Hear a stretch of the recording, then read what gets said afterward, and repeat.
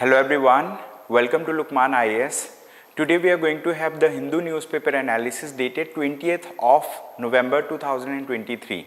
In today's newspaper analysis, we are going to cover a mapping topic which will help you in the prelims examination.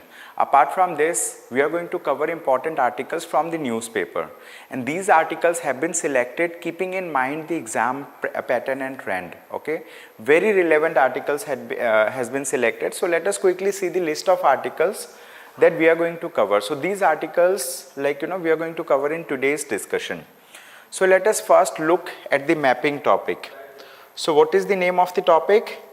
It is Pacific Ocean. Why we are studying Pacific Ocean? Because there is an international grouping which is known as Asia Pacific Economic Cooperation. It is known as Asia Pacific Economic Cooperation. Recently, one of the summit meeting of this Asia Pacific Economic Cooperation has been held in the United States of America, and many leaders of the world, the leader from China, from Japan, right, they have visited there and they have attended the Asia Pacific Economic Cooperation. So as in the name, right, they have mentioned about Asia, they have mentioned about Pacific, right? So we need to understand what kind of economic cooperation it is, right? So we discussed that topic in let's say Saturday's class, but let us understand where is the Pacific Ocean located. So this is the location where Pacific Ocean is located, right? This is where we have the Pacific Ocean located. All right, this is the Pacific Ocean.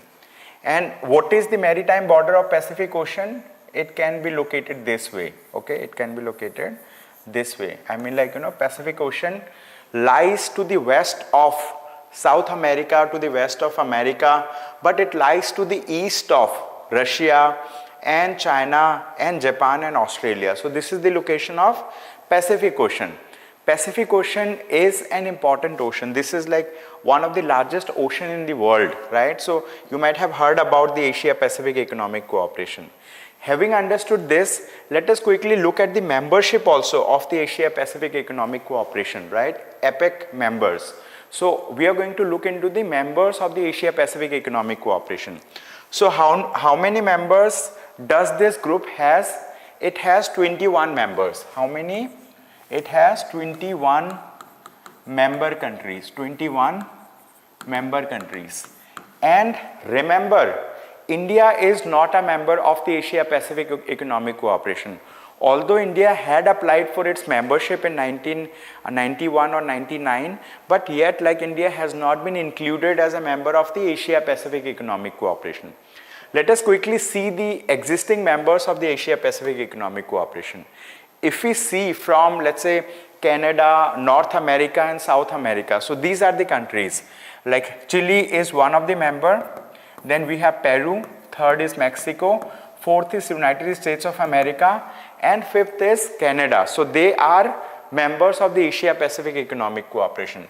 Apart from this, let us see the members over here. So the sixth member we would say Republic of Korea, then Japan, then Chinese Taipei, and then we have this Hong Kong, we have 6, 7, 8, 9, and we have Philippines, we have Brunei, and we have, let's say, Indonesia, we have Papua New Guinea, we have Australia, and we have New Zealand. Okay, so including New Zealand, so there are 15 members so far we have mapped. Apart from this, Russia is a member, Republic of China is a member, Vietnam is a member, right? Vietnam is located here. Then Thailand is a member, Malaysia is a member, and Singapore is a member. So all of them are members of the Asia Pacific Economic Cooperation. This organization has 21 member countries, right? But it does not include India as a member. This is a very, very important information, right? So India is not a member of this organization. India is not a member. This is an important information that all of you need to remember, right? So with this, let us now quickly move into the first topic of the day. This topic is primarily important for the prelims exam, right? In prelims exam, UPSC does ask questions related to GI tag, right? It asks questions related to GI tags. So we need to understand what do we mean by GI tag, right? What do we mean by GI tag? So GI tag stands for geographical indication tag, right? It gives some geographical significance to a product. For example, there can be different products, they can be natural products, they can be artificial products that people are making, but there some of the qualities or characteristics are attributed to that particular geographical location. So this assumes significance. Why? Because whenever a product is given GI tag, so that product becomes famous, that product becomes marketable, that product, let's say, attracts attention of the consumers, and those people who are producing the goods which are GI tag, so they are benefited at a later date. So it is a strive of the government of India as well to, let's say, like, give GI tag to certain important products that have some geographical significance in certain territories. So giving geographical tag is an important thing, and recently, like, Kerala government has thought of increasing our GI tagged products cultivation. Okay, we are going to discuss about that product. So here in this article it says Kerala to expand farming of GI tagged Onattukara sesame. Okay, name of the sesame is Onattukara. What do we mean by sesame? In Hindi it means til, right? We have different varieties of til, right? Black til, white til, different. So like over here I have included few images also so that you can understand what do we mean by this sesame or sesame, like that. So sesame means til in Hindi, it means til, right? So Kerala government is thinking of expanding the cultivation of this variety of til, of this variety of sesame. So it is known as Onattukara. So Onattukara sesame is a GI tag product. So as we all know that whenever a new product is given a GI tag, so it has the GI tag with it for 10 years. So this particular, certification is awarded for a 10 years time period. This certification is awarded to a community of people, to a group of people. It is not an individual right. It is a right of the community. It is the right of the group. It is the right of all those people who inhabit a particular geographical territory from where this particular product originates, right? So it is a community right, and everyone in that particular community benefits from this GI tag.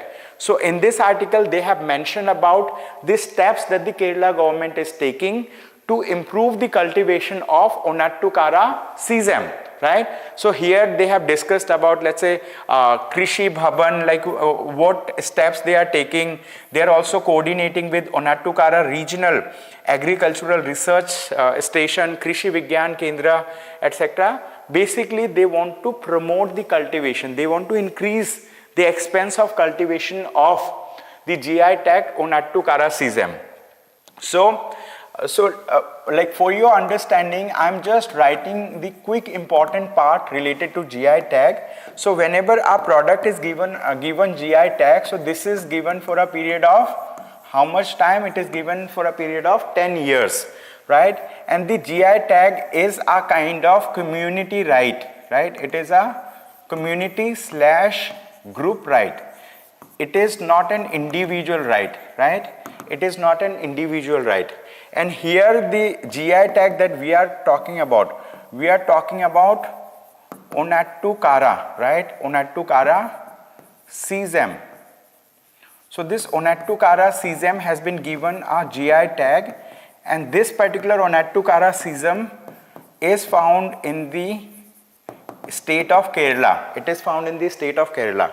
So sesame means a kind of til, right? So I hope you might have understood about this topic. So with this, let us now quickly move to the next topic, okay? And before that, we have a question based on geographical indication tag. Let us try to solve this question. It says, consider the following statements. They have given 4 statements. We need to read these statements and we will try to identify how many of the above statements are correct. First statement, it says, geographical indications are used only for agricultural products. This statement is wrong, okay? It says geographical indication tag are used only for agricultural product. This is not right. it is geographical indication tag, GI tag is given for agricultural products, right? It is also given for non-agricultural products, right? Non-agri products. For example, different varieties of locks have been given GI tags. Different varieties of saris have been given GI tags. And if we talk about agricultural products, some rice varieties have been given GI tags. So first statement is incorrect. The second statement says, sui generis system are the only way to product geographical indications, right? This is also incorrect. It says sui generis system. What do we mean by sui generis system? So these are some of the original kind of systems to provide GI tags. But like, there are different ways of providing GI tags. There are 4 different ways. Over here it says sui generis systems are the only way to protect geographical indications. This statement is also wrong, right? So whenever you come across any keyword that says only in the prelims questions, be watchful, be mindful of that statement. Maybe that statement is incorrect, okay? So this is the thing. Let us read the third statement. It says Darjeeling tea was the first Indian product to get a GI tag. This statement is right. Darjeeling tea was the first Indian product to get a GI tag, and it received GI tag in the year of 2003, and this is right, right? So it was registered in 2003. Fourth statement, geographical indications tag is issued by the Geographical Indications Registry under the Department for Promotion of Industry and Industrial Trade, and Internal Trade, which is known as DPIIT, right? Which is part of Ministry of Commerce, right? Ministry of Commerce and Industry, MOCI. So Department for Promotion of Industry and Internal Trade means like GI tag is issued by the Geographical Indications Registry, and this Geographical Indications Registry works under the Department for Promotion of Industry and Internal Trade, which is part of the Ministry of Commerce and Industry. So third and fourth statement are right. So how many of them are right? Only 2 of them are right, third and fourth. First and second are incorrect, as we discussed earlier, right? So the thing is, correct answer would be option B. You can go through the explanation over here. You can download this particular PDF from the description of the YouTube video, right? In your free time, go through the information. It will help you to understand what are geographical indication tag, like which organization awards the geographical indication tag. And also apart from this, you may do some additional studies also to understand the concept of GI tag in detail. Although in the discussion, I have mentioned a lot of things. So with this, now let us talk about the another article. This article is also really important. It says steering road safety in India back onto the right lane. So what this article is all about, this article is talking about road safety. Why road safety is important? Because the thing is roads are the, let's say economic lifeline of a country. Through roads, people commute from one place to another place. They stay in touch with their relatives, right? They stay in touch with the economic activities. So if there are farmers who are producing some goods, these farmers also sell their goods in the market, right? They sell their goods in the market. And how the good from the farm goes to the market? Through the roadways. And not only the agricultural goods, all kind of goods, right, that are traded, right, that are, let's say traded in Indian economy, in Indian market, it happens through roadways. Most of them happens through roadways. So it is very important that we make our roads safer. We make our roads safer not only for those drivers who are, let's say carrying the goods, but also for everyone whosoever is driving through the roads. People, there can be passengers who are using some kind of, let's say taxi services. They also need to be protected, right? So there should be let's say more protection measures. So in this article they have talked about steering road safety in India back onto the right lane. Why we are talking about this? Because we are commemorating the World Day of Remembrance. World Day of Remembrance for road traffic victims on November 19 to provide a platform for road traffic. So this is an important part. So let me write some important information from this article for you, okay? So let's quickly write some important information. So name of the topic is, it says Steering road safety in India back onto the right lane.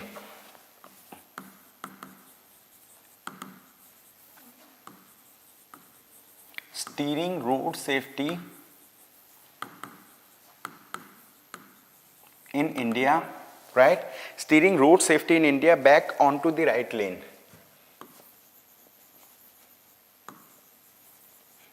Back onto the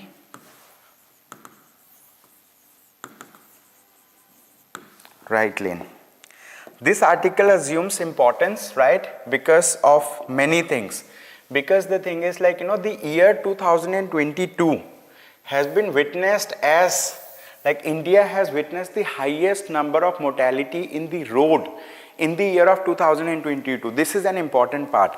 And why this article came? This article came because, like, we are celebrating the world, or we are commemorating the World Day of Remembrance. Okay, so like the context of this article, context should be very important.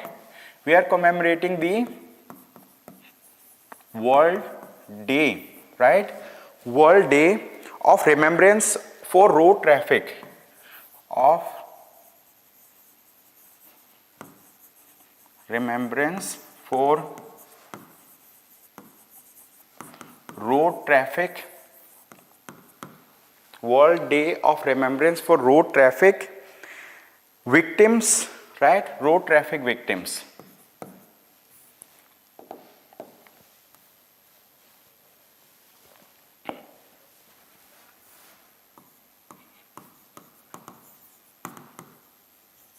And so this day was commemorated when?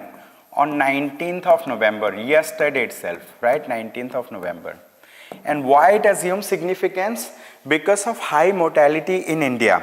Because recently it was noticed, right? It was noticed that 2022, in the year of 2022, India has witnessed what? Highest mortality, right? India has witnessed highest mortality or highest number of death, right? Highest mortality or highest number of death from road accidents, right? From road accidents. So what are the measures that the government should take, right? To let's say, like, make our roads safer for those commuters who travel by road. Okay, so what safety measures should be there? So those safety measure related things are mentioned in this article. One of the things that they have mentioned, then whenever there is a passenger vehicle, right? In case of passenger vehicle means, like, taxi, cab, etc. So there should be two things, means, like, this seat belts. We all know seat belts are important. As of now, people wear seat belt only when they are sitting in the front rows, right? The driver and the person who, let's say, sits besides the driver, they use the seat belts. In this article, they say seat belts should be worn by those people who are in the front row and also by those people who are in the back row. Because those people who are in the front row, if they use seat belts, so the kind of death rate comes down by 40 to 50%. If those people who are in the back row, they use seat belts, so, like, there is also a possibility of saving their lives by 25%. So this is an important part that they have said. And related to, let's say, like, bikes or two-wheelers, they have talked about mandatory helmet requirement. Okay, so mandatory, like, helmet requirement for all the people. So these are the things that they have mentioned in this article. And in this article, they have also talked about the national, the national government's implementation of the Motor Vehicles Amendment Act of 2019. So we have an act which is known as Motor Vehicles Amendment Act of 2019. Motor Vehicles Amendment Act of 2019. Why this act is very important? Why this act is important? Because Motor Vehicles Act is the act that, let's say, creates a kind of legislative framework for all those people who are plying on the road. There can be owners of the vehicle who are, let's say, like, driving the vehicle on the road. There can be drivers who are driving the vehicles on the road. So this Motor Vehicles Amendment Act, it has actually made the road related thing a stringent requirement, because the penalty has been increased. The penalty for violation of the traffic rules have been increased, right? Penalty has been increased huge amount. So like this creates a kind of deterrence in the minds of the people who are plying on the road. And the thing is, like, each year a staggering 3 lakh people are estimated to be killed on the road in India, according to the United Nations World Health Organization. So the thing is, like, the United Nations World Health Organization has said around 3 lakh people in India die, right? 3 lakh people in India die every year, right? 3 lakh people die every year because of road traffic. What does it mean? That, like, about 34 people, about 34 people die per hour, right? Per day, per hour, per day in India. So this is a very significant number. Like, we are losing huge number of people's life because of road related accidents. So finally the author says that almost 1 in every 4 road deaths around the world takes place in India must push officials to do more to end a silent pandemic. Okay, so they have compared the road accidents with a silent pandemic. Okay, so like we need to reduce the number of death that happens in the road, and the thing is the officials do have the responsibility of taking steps in this regard. So with this we will move to another article. This article is also relatively good because this article talks about education. What it talks about? It talks about education. So this article has been written by a person like who has been a bureaucrat in the Comptroller and Auditor General of India. He is a member of Parliament from Odisha, and this person has written about the, let's say, like, good work that the Odisha government is doing when it comes to education, right? In the educational sector, in, let's say, primary schooling level, secondary schooling level, the government of Odisha has done a lot of activities, and these activities has increased the enrollment rate, it has increased the retention ratio of students in the school, and also it has increased the learning capacity or like learning output in the schools in Odisha. So they have talked about that. They have, in this article, the author has mentioned about various schemes that the government of Odisha has come up with related to reforming the education sector in the state of Odisha. Alright, so we are going to discuss about all of it. We are going to discuss about the names of those schemes, what are the components of those schemes in this article. So let us quickly understand about this article. I am going to write the most important part of this article over here, right over here. In your free time you can also write it. It will become a note for you. It says making public education inclusive. So this is a topic for today. It says making public education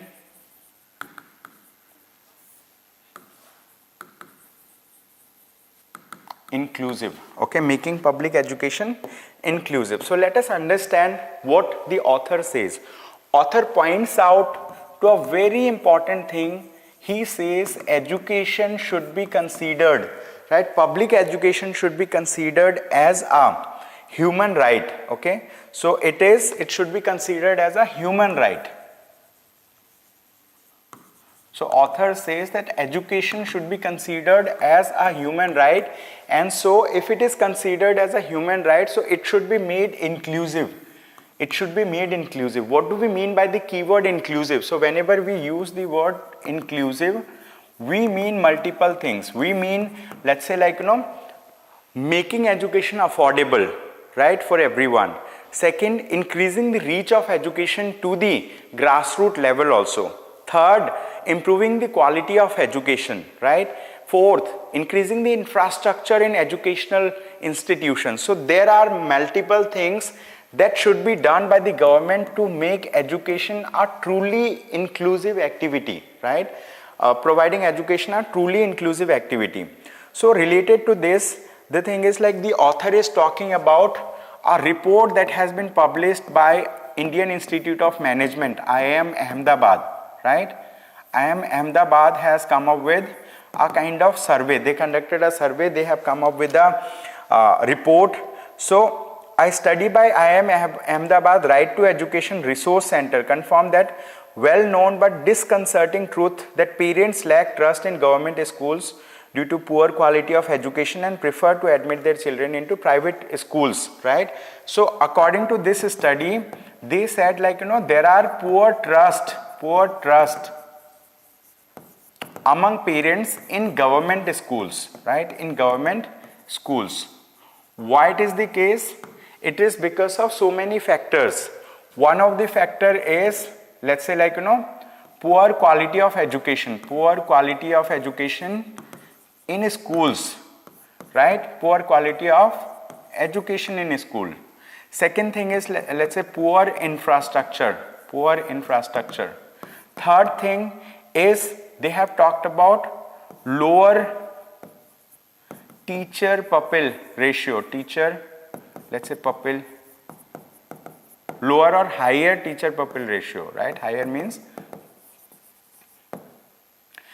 over here we need to understand that like, there are less number of teacher for more number of students. So this is not a healthy trend. So that's why IIM Ahmedabad Center for Education, right? There is a center, it is IIM Ahmedabad's Right to Education Resource Center.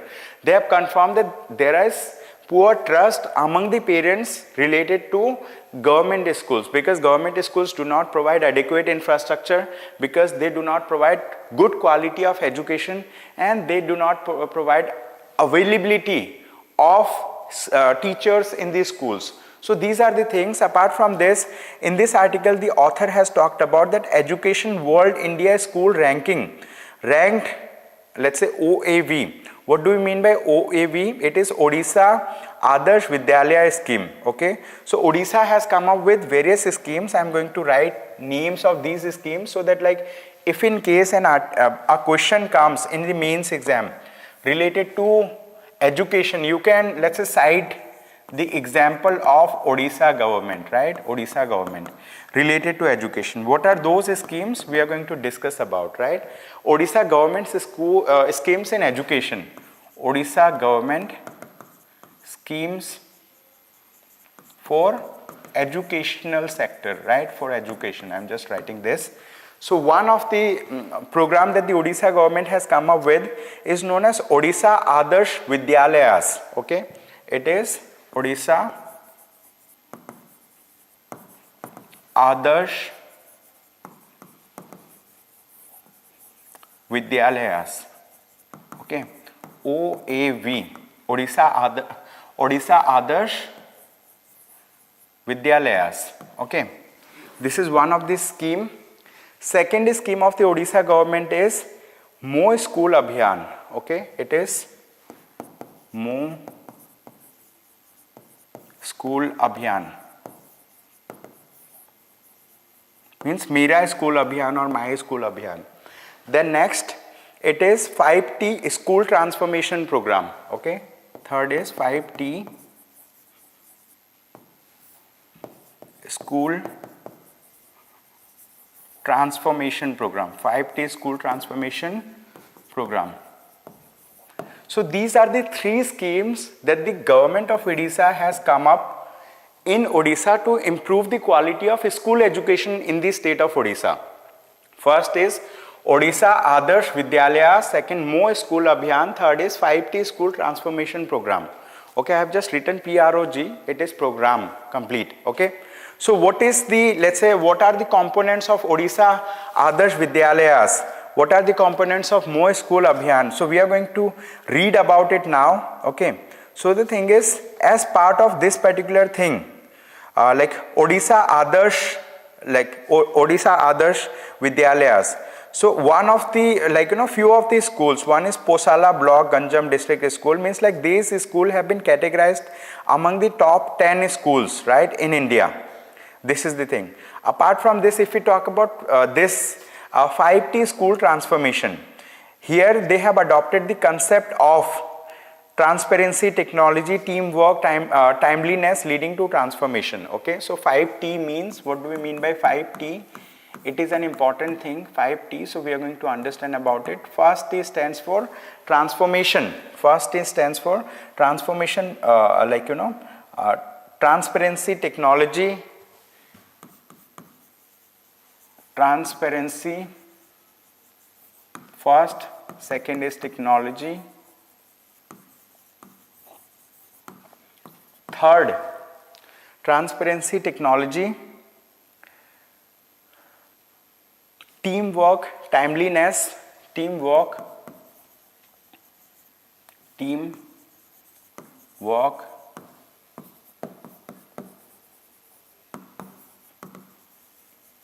timeliness leading to transformation. Okay, timeliness leading to transformation.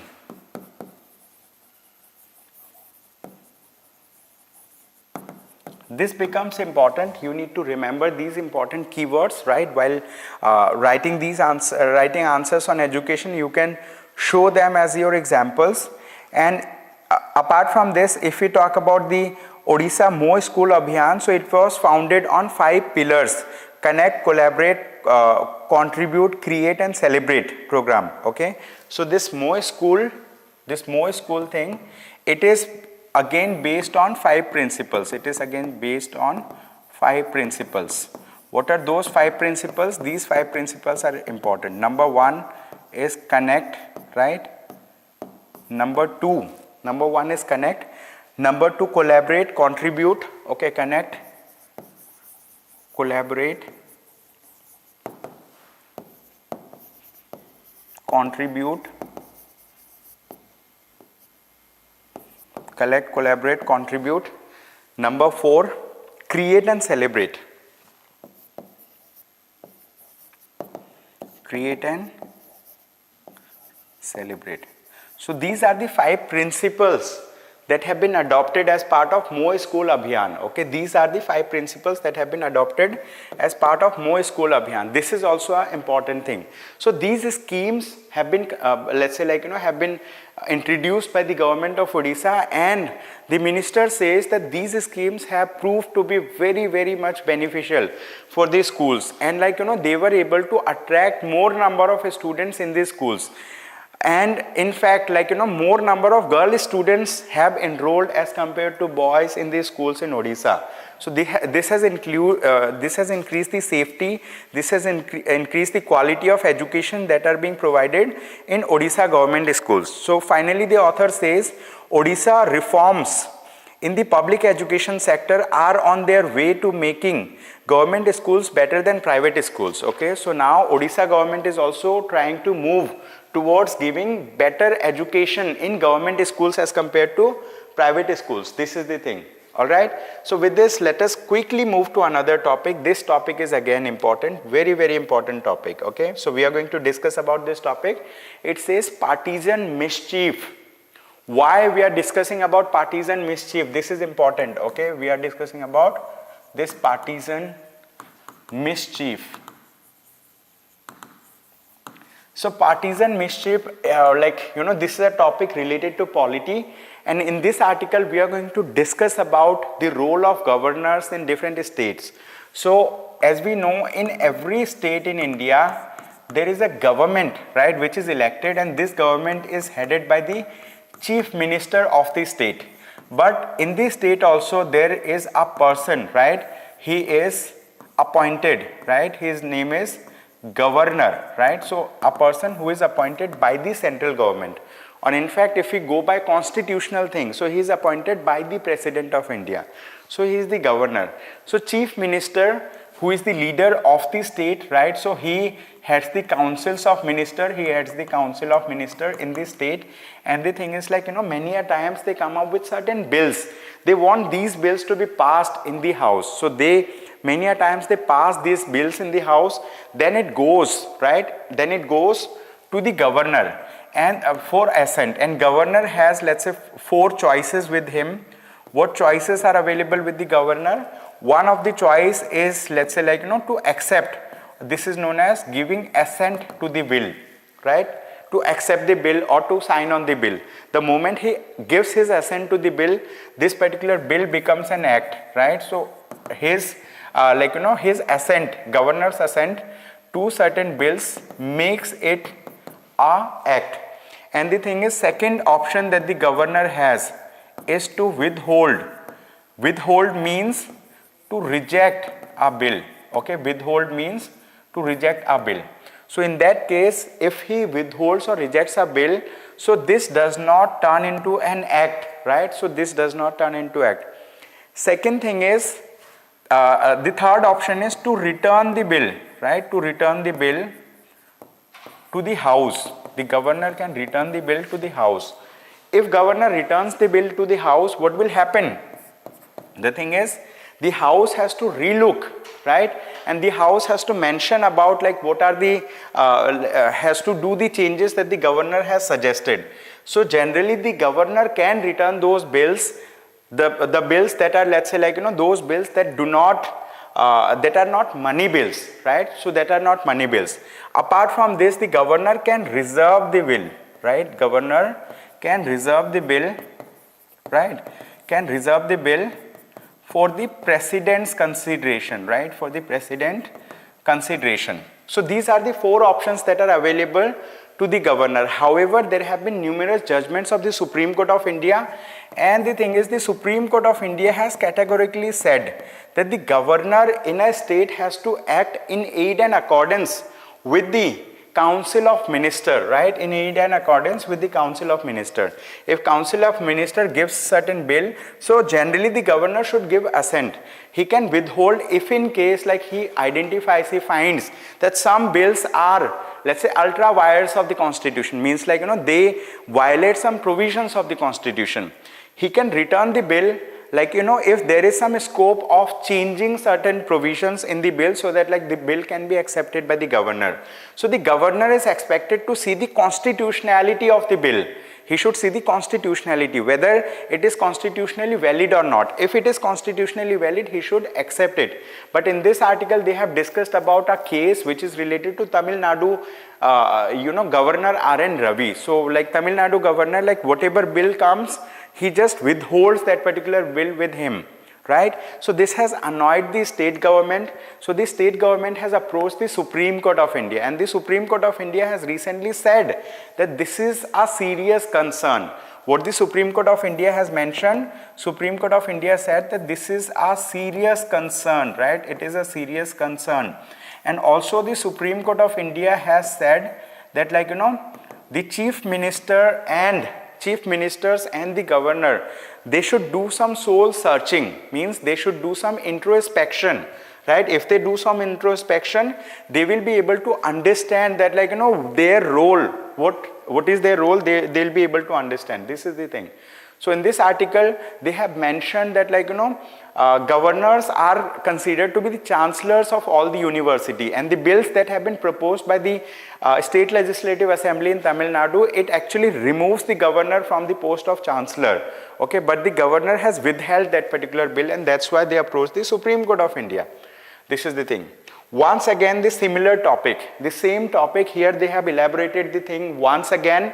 But apart from elaborating what are the options available with the governor, means either to give assent, means like to accept the bill, or to withhold the bill. Withhold means to reject the bill. Third is, let's say, like, to return the bill to the house for reconsideration. Fourth option which is available to the governor is to reserve it for president's consideration. However, like, there have been multiple judgments of the Supreme Court of India. In this article, they have also mentioned the judgment name as well. They have mentioned that in Shamsher Singh case in 1974, the Supreme Court of India said the governor should not use discretionary powers in this case, right? They should not use discretionary power. They should generally, let's say, like, go by the bills, by the contents of the bills and all, right? So they should, let's say, like, generally accept, they should go by the what the Council of Ministers says.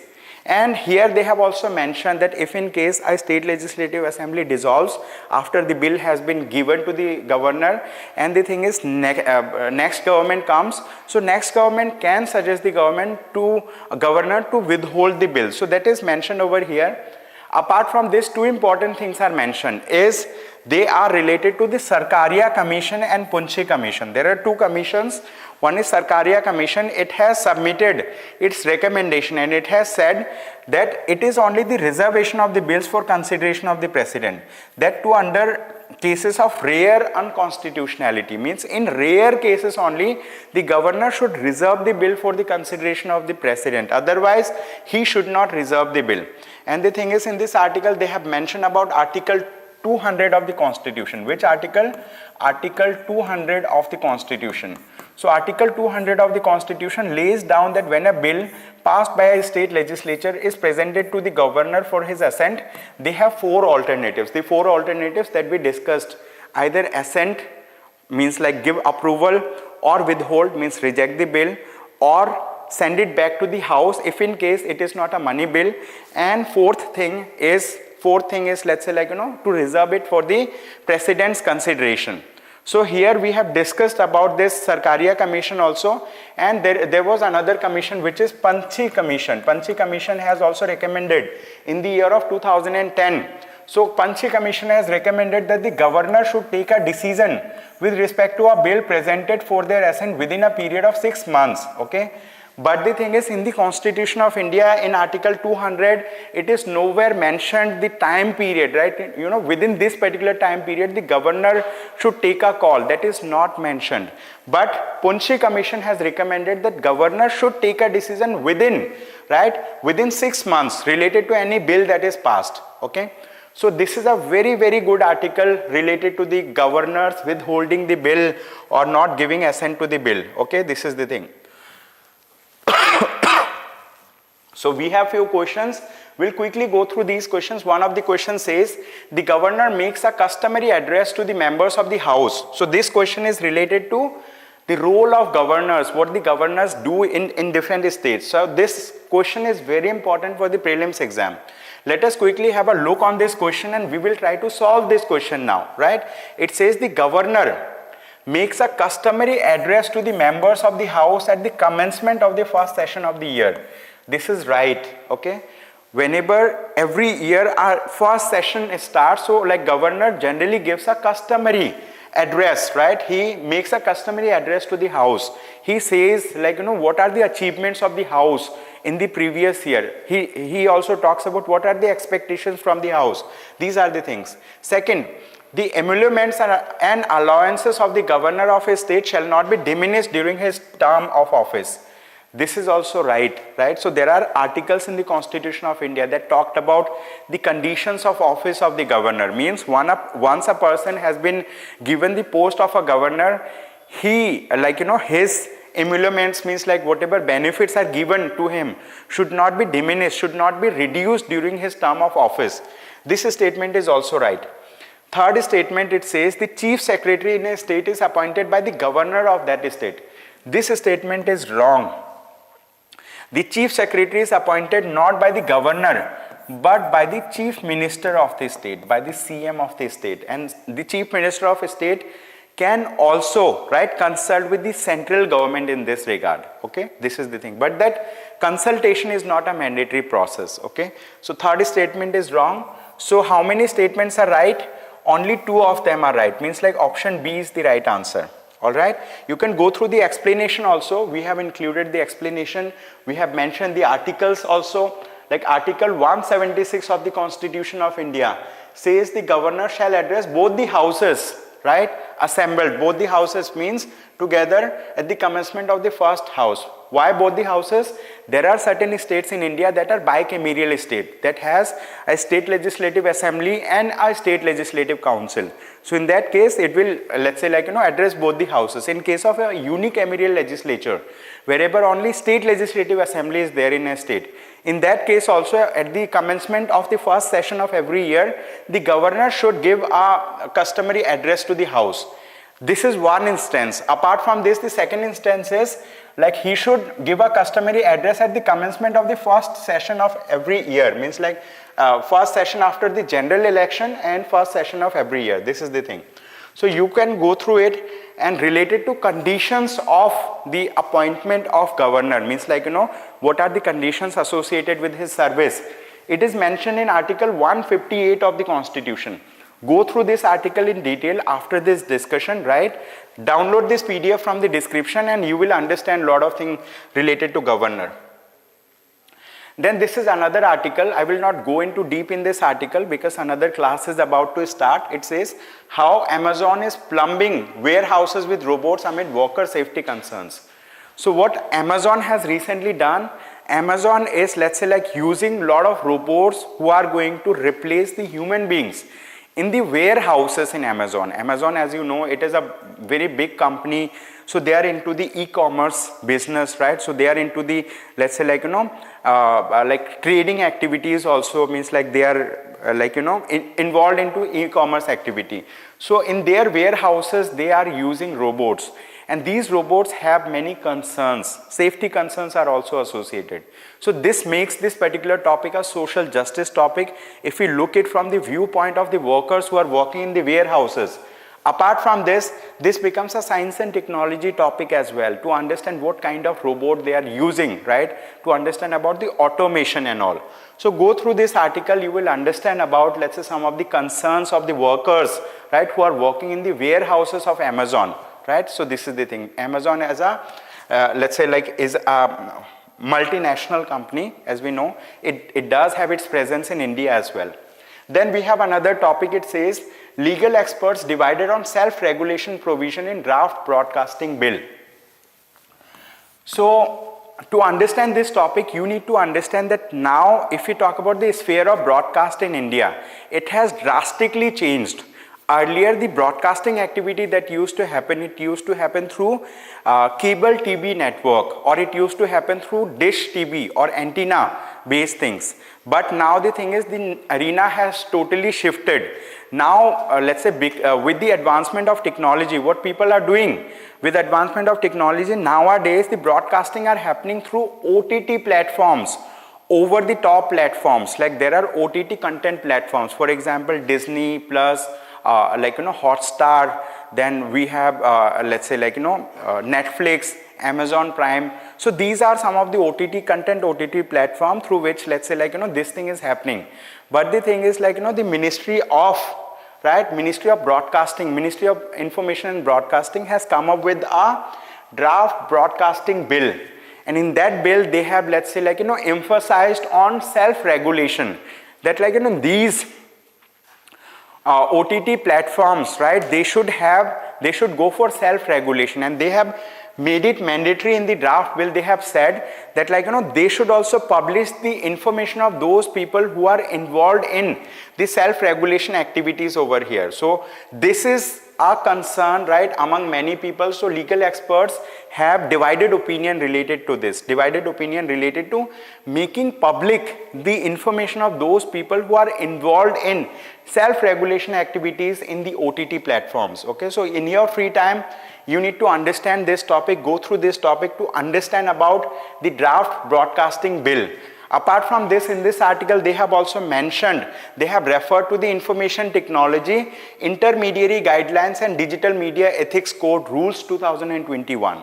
So through these rules also, they have talked about greater sense of responsibility, right? Greater sense of, let's say, like, self-regulation among the OTT content platforms, right? So this is the thing. So that's all from my side for the day.